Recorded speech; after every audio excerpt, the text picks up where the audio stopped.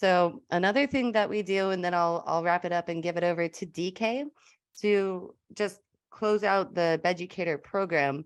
We have problem resolution. So say a complaint comes in, what we first do is hey, how's it going? And just letting you guys know this is not like a sexual assault complaint.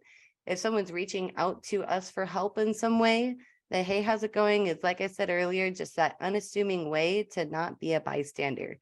So when you execute the hey, how's it going, it's almost the same as if it was a friend. Because if you go over and you have that, oh, this person's doing something wrong, and you reflect that energy, they might respond back to you with their same energy if you're coming at them in an accusatory manner. So the simple, hey, how's it going? And they're like, oh, I don't know, what's up, dude? Or like, you feel something that's anything that's kind of like less than that, like maybe they want to be alone, or you think like something might be going on, it's okay to ask a question, which is the, hey, how's it going? If there is something that you feel is going on that's wrong, and like it's kind of going into those yellow areas, we call this the teachable moment. And part of the teachable moment is like at burn, like we do need to get consent to hug someone, touch someone, buy someone a drink, dance with them, maybe not buy because there's no purchasing of anything out there. But if you're seeing someone that's uncomfortable, you can step in and give like a quick teachable moment, which our policy is we don't give 2 teachable moments in like, say, a single day. What if that other person's intoxicated and they're touching people inappropriately? That person needs to go back to their tent so they're not doing that to other people, wait it out, and they get like a temporary 3rd step removal. Or if it's something larger than that, that's where we want to go to our camp leads after having had this discussion to see how severe that is, and lean on your other camp leads or whoever else you're saying is like you go to for who is going to receive these complaints, so you can get support. Because when a complaint comes in, it's a confrontation. And a lot of the times it just doesn't feel very good to go over and have that confrontation. And that itself is a practice. With the Bureau of Erotic Discourse, we do want to be as preventative as possible and try and be as positive as possible, while also being willing to deal with the negative things that could happen and not sweep it under the rug. And I want to leave so enough. a teachable moment. A Okay. teachable moment is basically addressing the behavior that you're witnessing and then wrapping consent around it. Correct. Yeah. So it's verbally stating the boundary. And then what we like to do is kind of open up and be like, have you ever heard about consent before? So it's a true teachable moment, and it's not to shame people. Could you throw a couple examples out there if you didn't already? Yeah. So the biggest one that I get over and over again is when I ask people, do they want a hug? They'll come in and they'll kiss me on the cheek. So that's usually a point in time where it's like, if it's really quick for me, it's like, don't forget to ask first, or remember to ask. Like when it comes to your lips on someone else's body, you might not be doing something that makes other people feel uncomfortable. For myself, and I use this example all the time because of how frequent it is I have this whole other cheek. Do you want to ask to kiss me? And usually people will do it because they're like, oh, and it kind of brings this moment together of like, I'm not trying to shun you or shame you. Like, this doesn't make me feel uncomfortable, but I know men, women, non-binary that do not like somebody else's lips or saliva on any part of their body, even if they are getting a hug. So that's kind of the I teachable can see that making sense. I don't have any problem with that. But a teachable moment when you're talking about, like when you've walked up and already said to somebody, hey, how's it going? Because you witnessed 2 other human beings, not necessarily yourself, right? So something's going on there that's making you question, should I address this? And you say, hey, how's it going? And one of them indicates maybe it's not going so great. And at that point, you've got a teachable moment. And is that when you just address the actual behavior you saw, to say, oh, by the way, I saw your hand on this person's part of their body. Have you guys, are you familiar with consent? Do you know how consent, works? Is that kind of how you would approach it? Yeah, that's how I personally would. So if there's somebody else where it looks like, oh, that was unwarranted, because you don't know, maybe that's that person's partner. So doing the, hey, how's it going? You might find out that people are married and Like someone smacks somebody else's ass and they're just like kind of like upset with each other at the time, and that's still okay with them.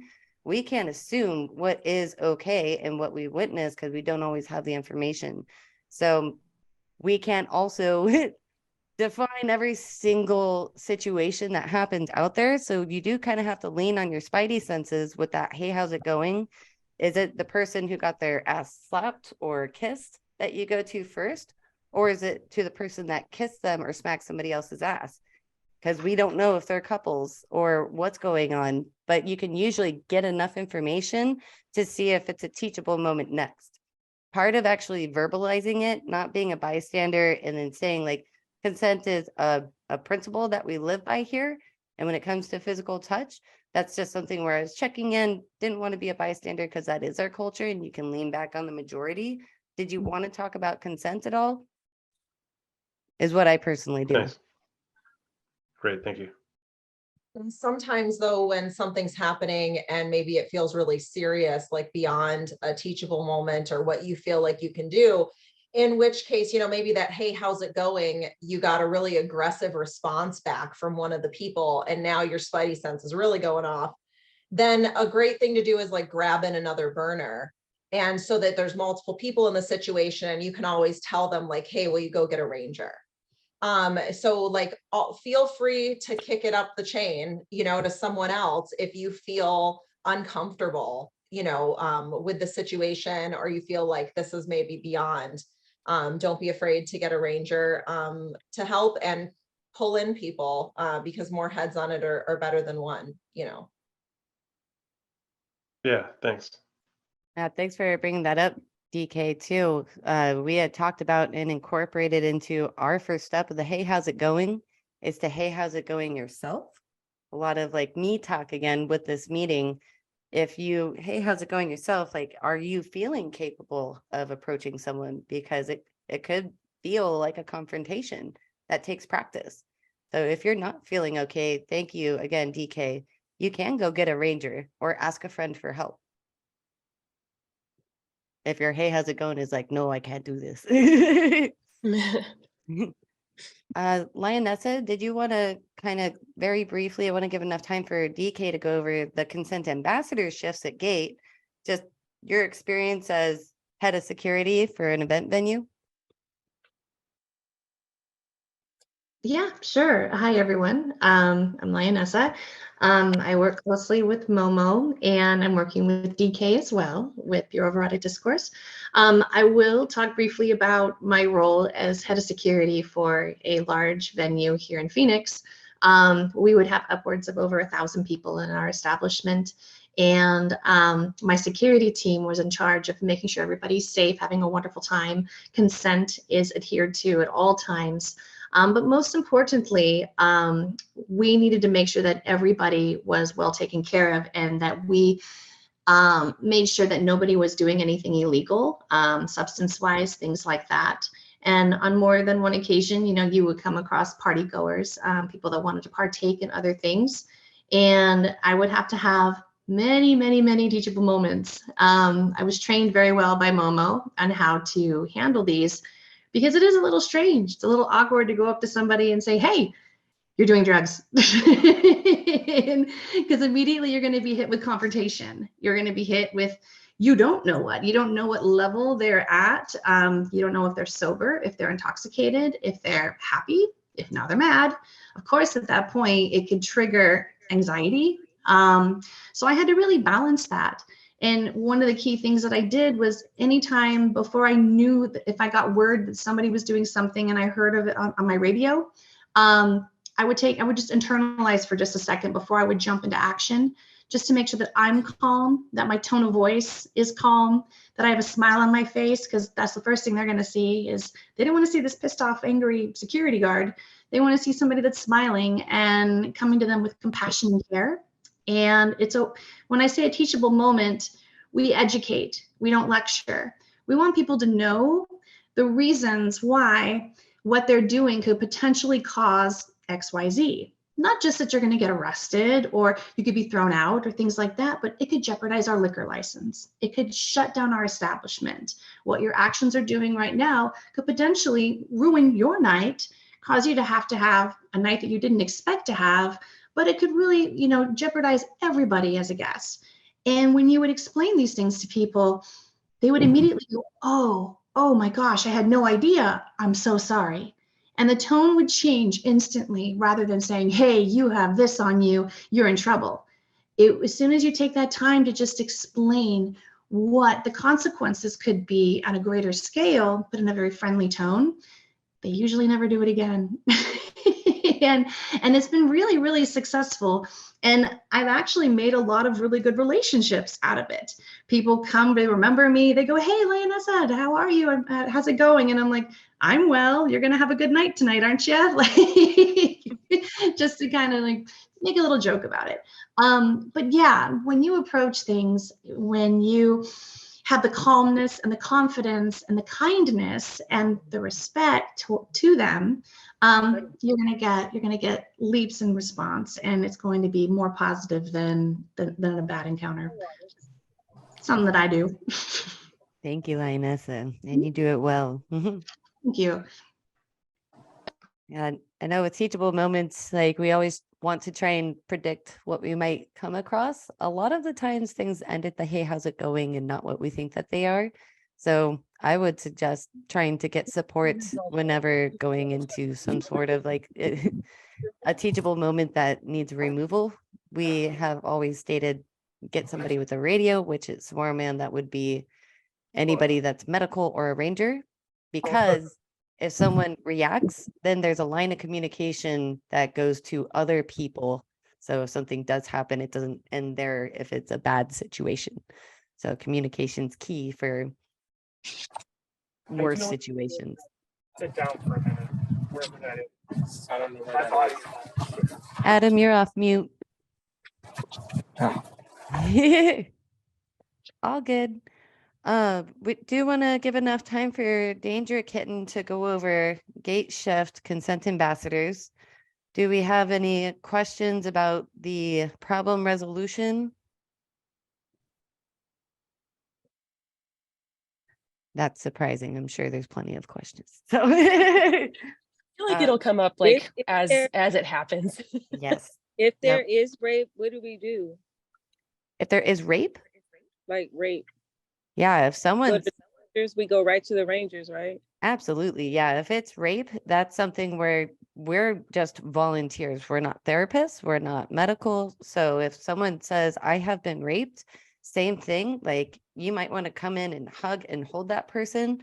Like they just went through something traumatic physically. So like it's up to them what they want to do, whether it be refusing a hug from you. Just know that they're strong and let them know that, because they might be in a vulnerable place and we don't want to push anybody to file a report. But if someone says that they have been raped, that's illegal and that's a must report, and that person needs like hey, how's it going, their side of the story, because those are really strong claims that could put somebody in jail. So we go to both people then too? If someone comes up and says that they have been raped, that is something where it goes to Rangers. Okay. That is a high level. That's like if someone physically gets hit in the face, you would probably want to run and grab a ranger to stop and break that up. But with Rangers, like we're not here to like be the rape police, because this is already a very complex thing to try and deal with. And that is physically traumatic. And there's typically a lot of power play that can come into something like this, because if a rape is happening, it's not like an outside fight. Usually people aren't witnessing it, or hopefully not. So that's where Rangers need to get involved, because I don't know about you, but I don't feel like a capable body to be able to do like a rape kit or to get somebody out. I don't feel comfortable with that. We need to lean on our resources. Yeah. So just to recap, if someone were to report this to you, you would not touch them at all. And you would stay with them and send someone to get a ranger. So that you can make sure that that person is safe. And then when the ranger comes, you can stay with them, or you can ask them, is there someone that you would be comfortable with that you would like us to get for you? And then go ahead and send someone to go and get that person for them. And yeah, just definitely don't touch them, get a ranger. And then also, what Momo was saying is that if they want to involve law enforcement, they can, but we never want to push people into a situation where you're saying you should be reporting this to law enforcement, or put people in a situation, because dealing with law enforcement can be extremely dangerous for lots of people. Okay.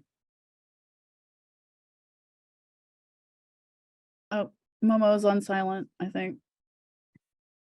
Oh, I was just thanking DK for having better wording with that for Dallas. Great question, by the way. Yeah. I kind of feel like I want to say something about when it was brought up before, like the seeing something that you're not sure what's happening, but your spider senses are tingling, and you've asked, hey, what's up? What was it? Hey, what's up? Hey, how's it going?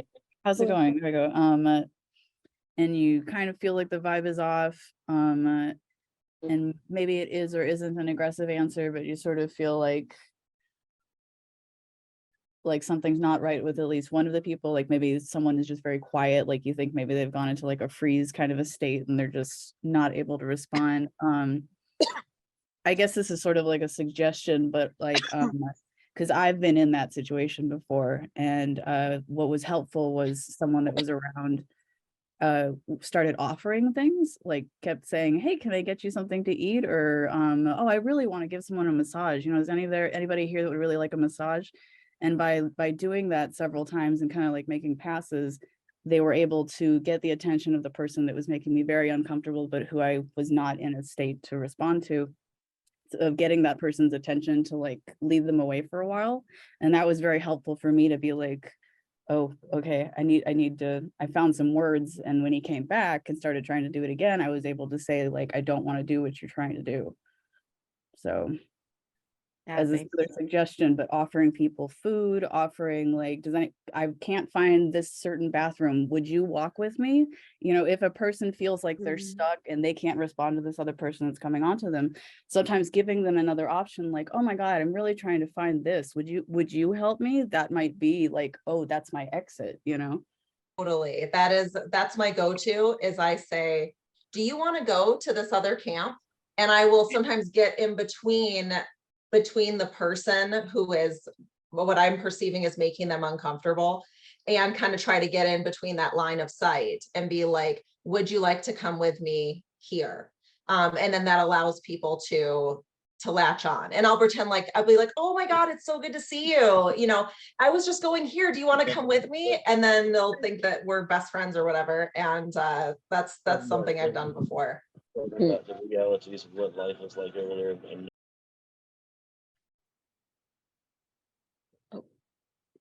No, Momo, you're silent. Momo, you're silent. Oh, dang it. I'm getting used to this microphone. Yeah, it was just thanking you for bringing that up, because that's a really great tool also for getting a person to feel like they're supported when you get those spidey senses going, and trying to separate just for talking, like how you were saying,